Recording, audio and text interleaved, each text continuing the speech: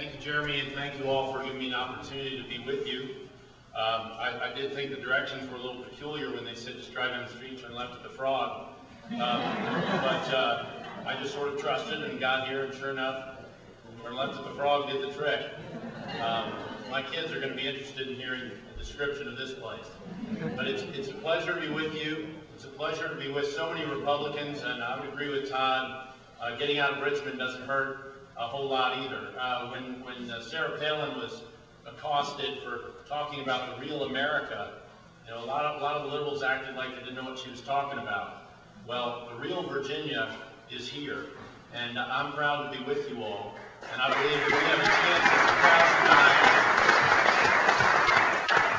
in 2009 to bring Virginia back into the red column. How we ended up with that color, I don't know, but that's the way things are these days. And I'd like to tell you how I think I can help. But I'm going to need your help. I believe I can help as your Attorney General nominee. As currently, I serve in the Senate with Mark Obenshain. He's my seatmate. I've been there 3 terms now. And we have 10 state senators in Northern Virginia. And you're looking at the only Republican out of 10. And I don't have any Prince William or Loudoun precincts, although I do look over those lines and sort of drool at those precincts. They look pretty good from Fairfax. But we've won 3 times while being outspent with good grassroots campaigns based on solid founding principles. That's how we win. And some people say to me, how do you win despite being a conservative? I got news for you. I win because I'm a conservative.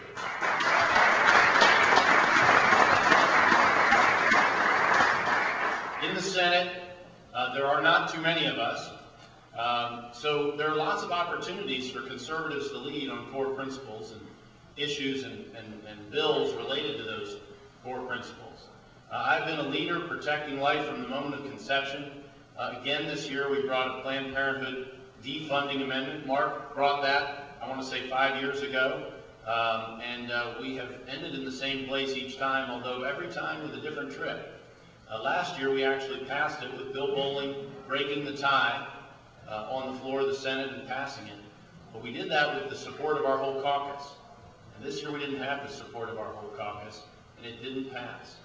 So Planned Parenthood is still a viable contract option for our state agencies. They can still get your taxpayer money. They are well aware of the fact that I target them, and they put in over $100,000 to my opponent in my last election. The spring after the 2007 election, they started mailing against me in my district. Now, they don't do that if you're not effective, folks. They don't waste their time, money, and energy on someone who's not effective. And I've been one of the leaders protecting life in Virginia, and particularly the Virginia State Senate, my entire 7 years there. Now, as Delegate Gilbert has demonstrated, pro-family starts at home, and we're glad to see he's creating one. Congratulations. I was one of only two legislators in Northern Virginia to actually get out and campaign for the marriage amendment in Northern Virginia. You can imagine how politically correct it is in Northern Virginia.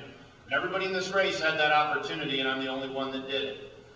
That is something that I think is going to be on the desk of the next Attorney General because of the strength of our marriage amendment and the proximity we have in Virginia to civil union and domestic partnership states in New England. And when that case comes, we can look across the aisle at the Democrat who voted with us to put that on the ballot. And then when it was on the ballot, he flipped and opposed it and voted against it and campaigned against it. That's the sort of iron backbone supporting families you'll get on the other side of the aisle. In my candidacy for Attorney General, you get someone who participated in passing it, in the legal arguments and the legislative arguments to get it through, and then went and sold it in some of the toughest part of Virginia. We also, in the Senate, have the opportunity to deal with protecting the Constitution. Earlier today, I was in Albemarle County, where Delegate Rob Bell hails from. And in 2007, he and I got our respective bills through after 3 years of work. fighting for property rights in Virginia. You all are probably familiar with the Kelo decision by the U.S. Supreme Court on June 23rd, 2005. Yes, I'm a little bit sensitive about it. They took away, or they eliminated, property rights from the federal Constitution, effectively. All you have now is the protection you get from your state.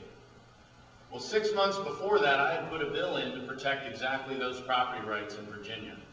And that year it didn't get out of committee. But the next year I brought it again, and we went all the way to the last day of the session. But rather than compromise on a watered-down bill on a fundamental principle, we pulled the bill. And we came back in 2007, and we got an A-grade property rights bill to protect your property rights in Virginia. For 3 years. But it's only a bill. It's only a law. And a later General Assembly and some judge here and there can pick away at it one piece at a time. So I've continued to support efforts, and Mark Obenchain had one this year, to get property rights protected in the Constitution where they belong. That's where they belong. As your next Attorney General, I will continue to lead on that effort until property rights are where they belong in Virginia, and that's in your Constitution. Here in Virginia, the home of Patrick Henry and George Mason, who voted against the U.S. Constitution in convention because it didn't protect these kinds of fundamental rights, property rights, among others. They voted against the U.S. Constitution. It is appalling that the Commonwealth of Virginia doesn't honor their legacy by protecting property rights in our own Constitution. And we will keep pushing until that succeeds, especially with allies like Todd in the House, Mark in the Senate, and others who support us on that effort. But we have a long way to go. But one element of that is leadership from your chief legal officer, the Attorney General, and I certainly bring that and that experience to the table. On my arrival in the Senate, I was immediately put on the Courts of Justice Committee. And among the other things we do there, we deal with every gun control bill and every effort to enhance Second Amendment rights. I was immediately the leader on that effort, and I didn't have to elbow anybody aside in the Senate to become the leader on that effort. There was nobody doing it. And the next year, Mark Obenchain joined that committee. 2 years after that, Ryan McDougall, and then 2 years after that, Robert Hurt. We actually have a Second Amendment caucus now in the Courts Committee that is more than just one person meeting and talking to themselves. It's a more interesting conversation when there's more than one person.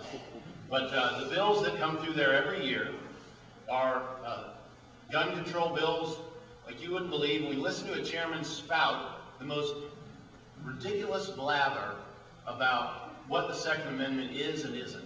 It's extraordinary. But ladies and gentlemen, as I have led on that issue, I have also gone back to Fairfax County to defend my positions in a district that polls 4-1 for gun control. 4-1 for gun control. And we had the tragedy at our police station a few years back, you'll recall, where 2 police officers were killed at the station.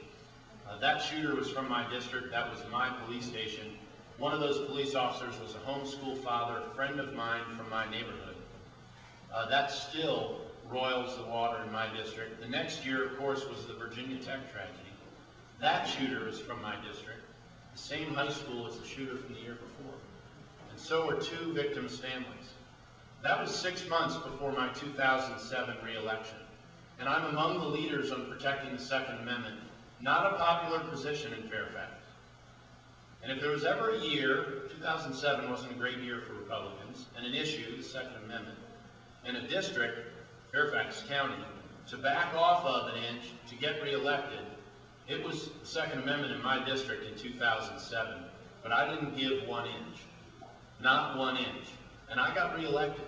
I got reelected with the help of people who believe the Second Amendment is an individual right and are willing to come out and work to protect it. And they're out there still to help us win these races this year. Ladies and gentlemen, I've been involved for 18 years.